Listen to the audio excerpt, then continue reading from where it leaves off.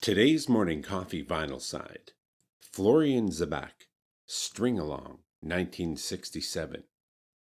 Now there seems to be some confusion about when this album was recorded, with some sources suggesting early to mid-50s and others the late 60s.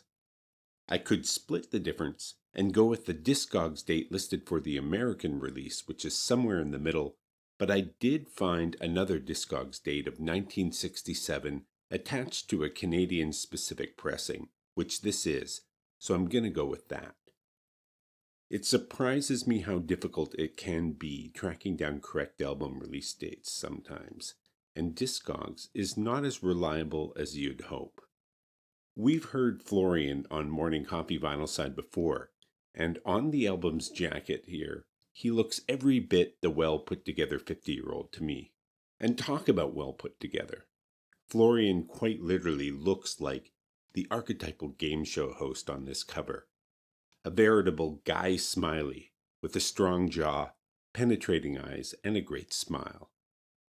He hosted his own weekly variety show in the 50s out of Los Angeles, so you could say his Hollywood handsome good looks served him well. We first heard Florian ZaBack last year, and learned about his prodigious talent as a youth under the tutelage of his father, who had been a clarinetist for the Vienna Philharmonic. We learned of his music education in the Chicago Conservatory, and his further studies abroad in Prague, and how it looked like his father was pushing him towards pursuing a first-chair violin position with a major orchestra. But something went sideways, possibly in Europe, where Florian fell in love with fiddle music, particularly gypsy and European folk music.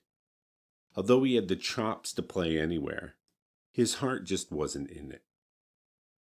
We've already seen how the world of classical music demanded a certain obedience to tradition. Playing fiery gypsy music, even as a hobby, would have been akin to flipping the bird to those in power and getting doors closed in your face.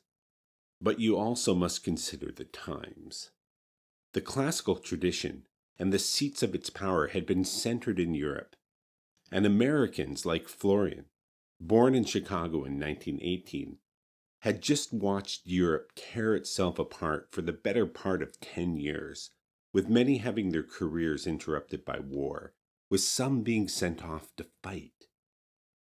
In the post-war years, it would have been pretty hard to revere and respect that tradition, and it took decades for Europe to reorganize itself and rebuild those cultural institutions anyway. So gypsy jazz and popular music might have been less about turning away from tradition and more about making the best out of a new paradigm. By all accounts, Florian lived a wonderful and bountiful musical life, retiring to Pennsylvania in his later years. And when he passed on, his compositions and arrangements and papers were all donated to the Library of Congress.